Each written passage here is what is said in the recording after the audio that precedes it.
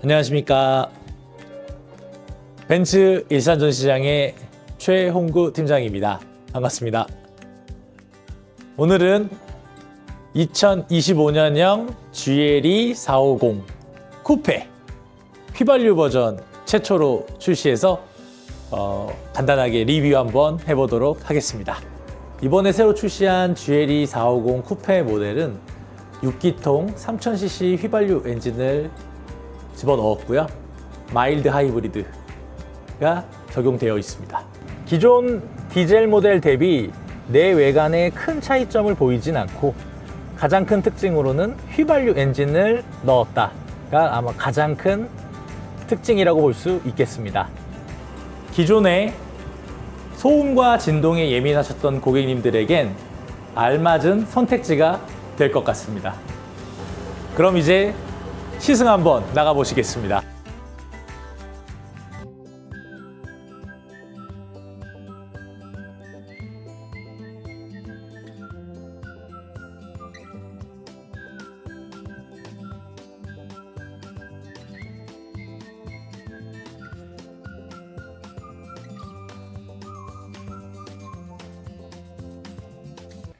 안녕하세요. 최용구 팀장입니다. 안녕하세요. 김대원 과장입니다. 오늘 저희 GLE 450 쿠페 휘발유 모델 새로 시승차 준비돼서 시승 한번 같이 나가보려고 합니다. 네, 가보시죠, 팀장님. 가볼까요? 네, 렛츠고! 렛츠고! 근데 탔을 때 확실히 웅웅거리는 그 디젤의 웅웅거림은 없다. 확실히 그렇죠. 악셀링이 좀 부드럽고. 가솔린의 특징인 것 같습니다. 사실 이제 우리가 직업이 딜러기 때문에 이동 거리가 좀 많고 왔다 갔다 하는 거리가 많아가지고 이제 연비라든지 이런 것들 때문에 휘발유 모델보다는 디젤 모델을 선호하는 경향이 아무래도 있지. 네, 그렇습니다. 그렇지만 이제 휘발유에 대한 장점을 포기하고 디젤을 샀었는데 사실 GLE 쿠페 같은 경우는 그전에는 선택지가 없었기 때문에 그래서 구매를 포기했던 고객님들도 사실은 굉장히 많았던 것 같아. 그렇죠. 네. 상담했을 때 그런 경험 없었어? 제 손님들 중에서도 쿠페 가솔린을 기다리셨던 분들이 많았는데 근데 생산 일정도 없고 언제 나온다 이런 이야기도 없다가 2025년에 딱 새롭게 나와서 기다렸던 분들에게 다시 연락드릴 수 있을 것 같습니다. 그러니까 현재는 아셔야 되는 게 디젤은 아예 판매가 안 되고요. 지금은 휘발유 모델만 GLE 450 쿠페 휘발유 모델만 판매가 가능하다는 점은 알고 계시면 좋을 것 같습니다. 되게 부드럽다. 근데 진짜 네. 부드럽고 소음 올라오는 거 없고. 그리고 이 차 서스펜션이 또 에어 서스펜션이잖아요. 그렇지. 그래서 승차감도 되게 부드럽고 세단의 승차감을 원하시면서 SUV를 꼭 구매하셔야 되는 분들께서는 이 GLE 쿠페 차량 되게 좋을 것 같습니다. 그러니까 기존 디젤일 때는 조금 더 힘이 느껴지기는 했으나 울컥거리고 소음 진동 이런 그렇죠. 것들 분명히 있었는데 지금은 굉장히 부드러워진 것 같고 2025년 1월 달에 이 모델을 한 대 판매를 했어. 근데 이제 그 고객님도 마찬가지로 원래는 GLE 450 기본형 모델을 보셨던 거지. 그런데 쿠페에 대한 니즈는 있었는데 쿠페가 이제 디젤이라서 아예 배제를 시켜놨다가 우리가 이제 본격적으로 판매를 할 수 있었던 게 1월 달부터잖아. 네. 그때부터 판매가 되고 고객님께 내용을 설명을 드렸더니 차가 이제 쿠페로 변경해서 출고를 했고 아직 짧은 시간이긴 하지만 만족스럽게 타고 계시다고 연락을 받았어. 근데 이제 쿠페는 아무래도 뒷좌석 공간, 그러니까 헤드룸이 조금 낮은 건 사실이잖아. 낮긴 해도 저쪽에 보시면 그 헤드룸이 그 타시기 편하게 파여 있거든요. 그래서 뭐 키가 많이 크신 분들은 당연히 조금 불편하시겠지만 한 175 정도, 제 키가 175 정도인데 제 키 정도 되시는 분들은 그래도 어느 정도 커버가 좀 되실 것 같습니다. 근데 이제 내 키가 181인데 네. 나도 GLE 쿠페 탔을 때 많이 불편했다라는 느낌은 받지 않았던 것 같아.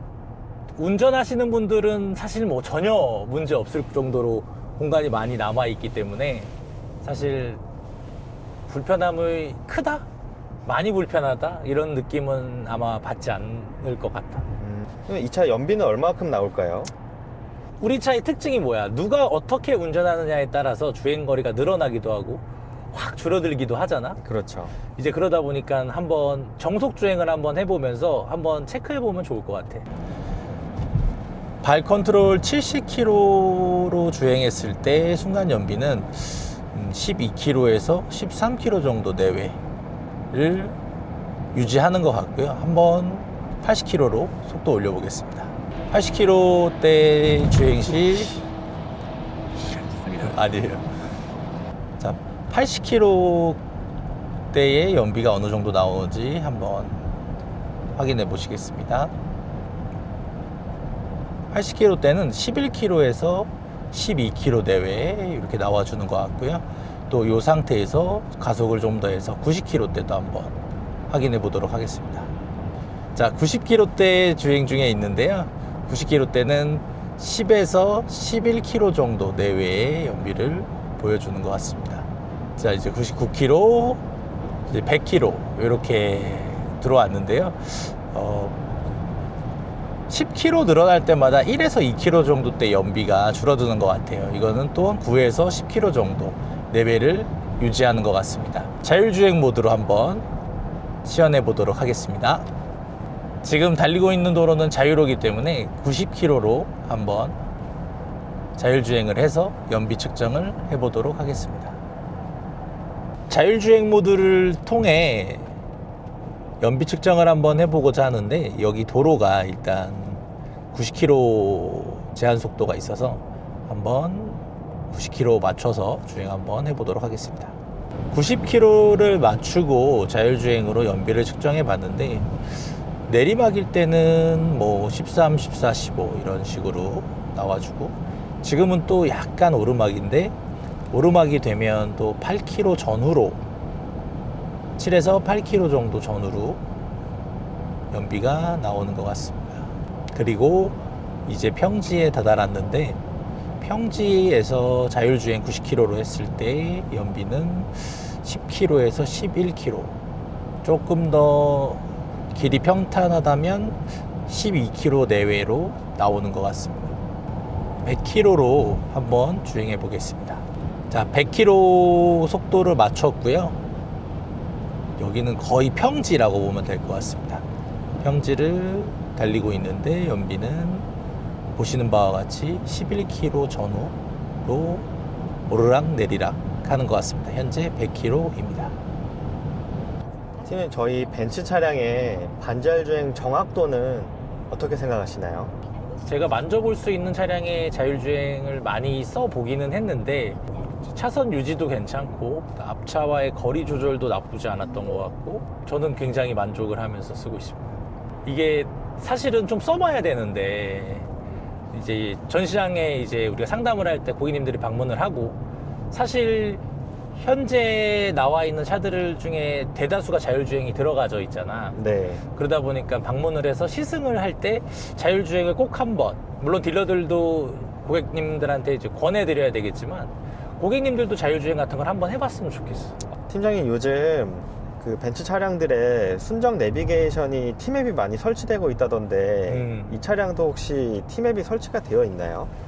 아쉽게도 MBUX 3세대 이상 모델에만 T맵 업데이트가 가능하고, GLE 같은 경우에는 아직 T맵을 공식 맵으로 사용할 수는 없고, 저희 이제 안드로이드 오토하고 애플 카플레이가 지원이 돼서 무선으로 연결이 가능하니까 같이 병행해서 사용할 수 있고, 뭐 네이버 지도라든지 요즘 많이 쓰더라고. 네.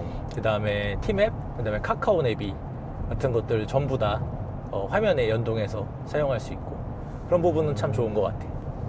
그러면 이따 돌아갈 때는 애플 카플레이나 안드로이드 오토 해서 그 휴대폰 내비게이션으로 한번 찍어보고 돌아가 보시죠. 그렇게 한번 해보자. 순정 내비게이션 화면 보여주세요.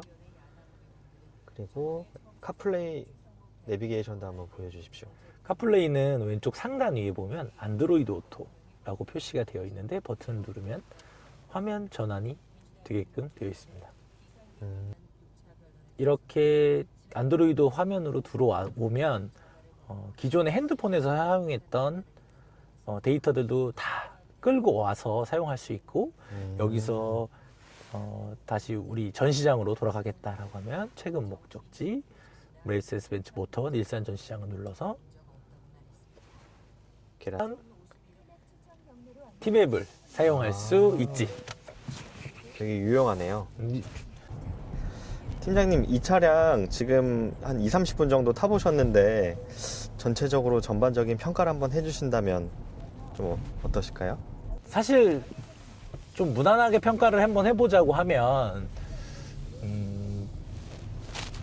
기존에 있었던 디젤, 근데 이제 나도 사실은 디젤이 나쁘다고 생각하고 뭐 되게 불편하고 시끄럽고 이렇게 생각을 했던 사람은 아니기 때문에 디젤도 굉장히 좋다고 생각을 했거든. 네. 근데 확실히 다른 점은 있다. 이런 지금 속도를 조금 올려야 되는 이런 상황일 때라든지 네. 그다음에 실내에 유입되는 소리라든지 소음이라든지 이런 부분에 대해서는 확실히 개선됐고, 사실 옵션이라든지 뭐 디자인이라든지 이런 부분에 대해서 크게 바뀐 건 아니잖아. 네, 맞죠. 가장 큰 게 이 심장이 바뀐 건데 디젤 심장에서 휘발유 심장으로 바뀐 건데 거기에 따른 다른 느낌 정도들 이런 것들만 좀 나는 그렇게 생각해. 그래서 좀 더 부드럽다, 조용하다, 그쵸, 확실히 조용한 것 같아요. 주행 질감이 네. 좋아졌다. 이런 것들이 가장 크게 와 닿는 것 같아. 그리고 돌아갈 때는 여기 주행 모드도 한번 바꿔서 한번 주행 모드에 따른 피드백도 한번 부탁드리겠습니다. 스포츠 모드로 한번. 규정 속도를 벗어나지 않는 선에서 한번 해보는데 네. 이것도 마찬가지로 디젤처럼 울컥거리는 느낌은 전혀 없어. 굉장히 RPM을 충분히 쓰면서 부드럽게 힘이 좋아진 느낌이 조우석에서도 좀 느껴져요.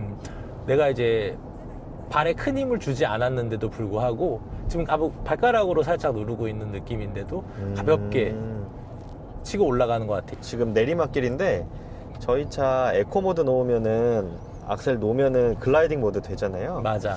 그것도 한번 보여드리면 좋을 것 같은데, 글라이딩 모드가 이런 식으로 RPM이 0으로 떨어지면서 엔진을 개입하지 않습니다.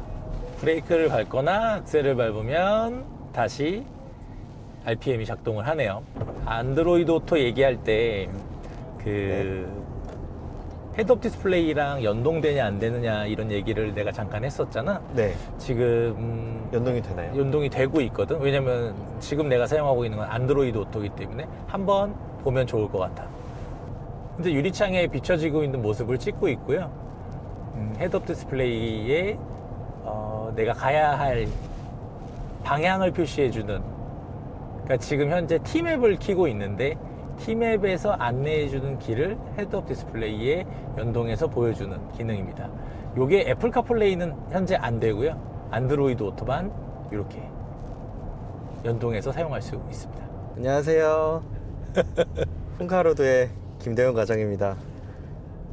저 오늘 팀장님 채널에 나와서 GLE 450 쿠페를 시승하게 되었는데요.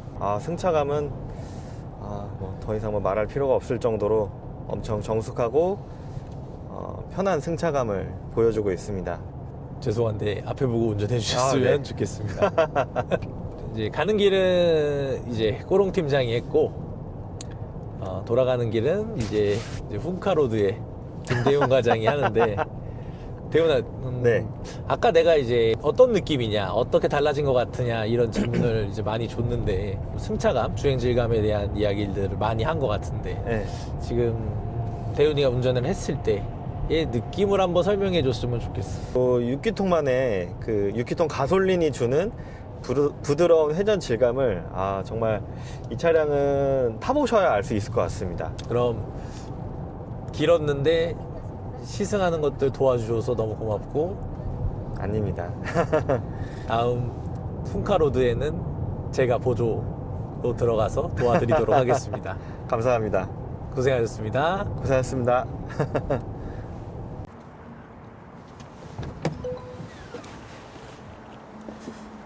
대훈아 고생했다. 고생하셨습니다.